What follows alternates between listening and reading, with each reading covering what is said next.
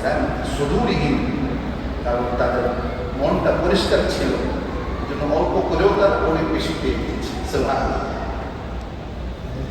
এটা তো নবীজির একটা হাদিস থেকে যদি আমরা শুনি, ইমাম আহমদ তার মুসনাদের মধ্যে এবং ইমাম বুখারী, ইমাম মুসলিম রাহমাতুল্লাহ আলাইহিমা শর্তের অনুযায়ী এটা একটা সহিহ হাদিস। এই হাদিসটা কি আল্লাহ রাসূল সাল্লাল্লাহু আলাইহি ওয়াসাল্লামের সামনে যাচ্ছিলেন এক ব্যক্তি, যার জুতাটা তার বগলের নিচে ছিল। এই লোকটা জান্নাতি।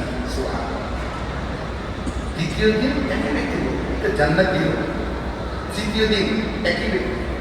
এই যে মানুষটা বলছেন জান্নাতি, একই ব্যক্তির ব্যাপারে একই মন্তব্য। আব্দুল্লাহ ইবনে আমর ইবনে আস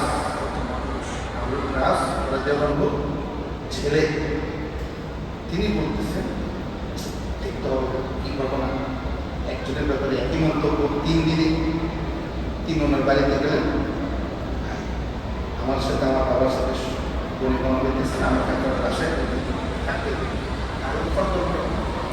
আপনাকে বেশি মেহমানদারি করতে হবে, ভাই থাকতে দিলেই হবে, বাকিটা আমি ম্যানেজ করি।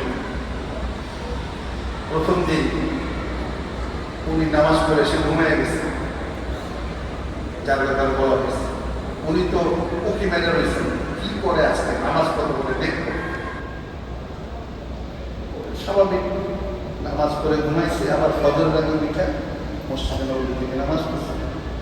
দ্বিতীয় রাতে একই পরিস্থিতি, তৃতীয় রাতে একই পরিস্থিতি। লম্বা হাদিস।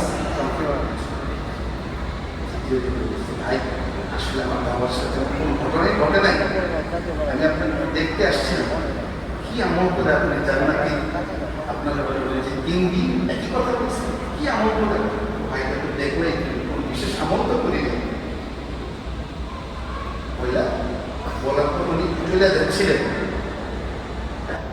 ভাই কোনো আমল তো করি না, তুমি দেখছো, তবে একটা জিনিস আমি করি, আমি যখন ঘুমোতে যাই তখন আমি বলি আল্লাহ আমাকে যদি কেউ কষ্ট দিয়ে থাকে